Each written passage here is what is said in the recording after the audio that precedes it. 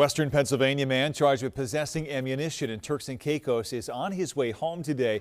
Bryan Hagerich was allowed to return to the United States immediately after paying a $6,700 fine. Today, a judge handed down a suspended 52-week sentence. Hagerich had been in custody since February after he was found with hunting ammunition in his luggage. He says he did not know it was there. Turks and Caicos has very strict laws against guns and ammunition possession with a minimum sentence of 12 years. 4 other Americans are currently facing similar charges right now.